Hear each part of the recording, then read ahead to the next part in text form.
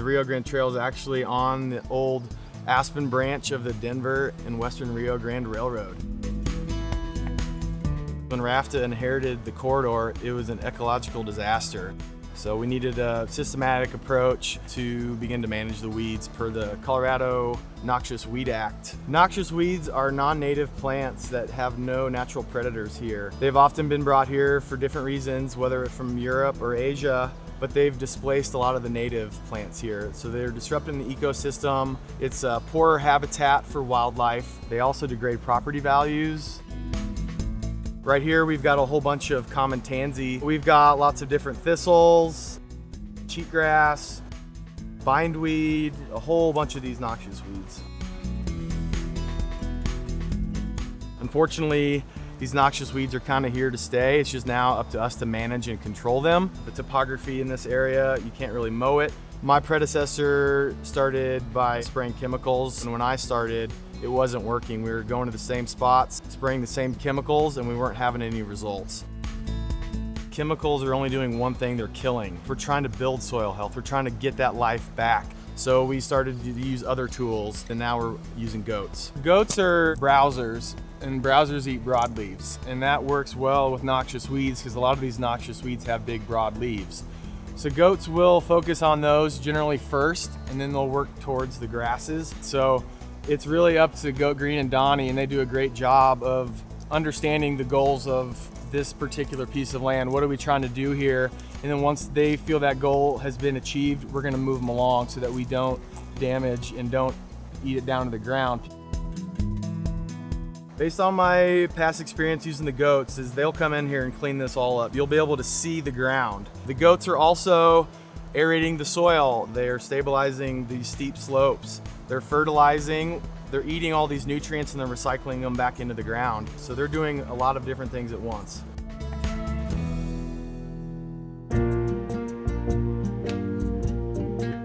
You'll recall that 4 weeks ago we started here. This is our unloading spot.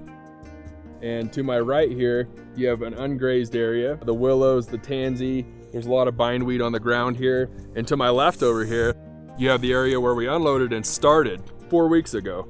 We've grazed about 6.5 miles down the trail corridor. So on the left side, you can see the fence line. The willows have been pushed back, allowing sunlight and moisture to hit some of the ground below them, and those grasses can access that.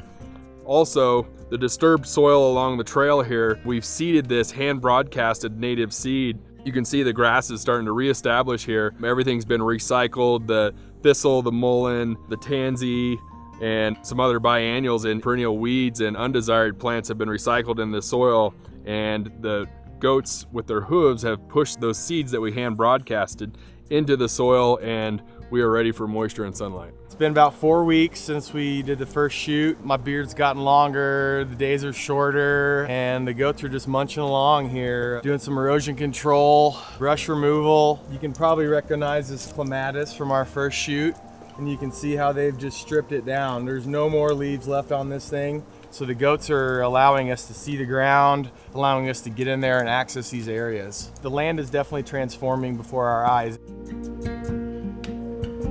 If you're on the ground every day, it's pretty obvious that what's going on is the ground is just being energized. We're trying to be good environmental stewards here, and obviously this area is not a good area for chemicals. You have a ditch right here.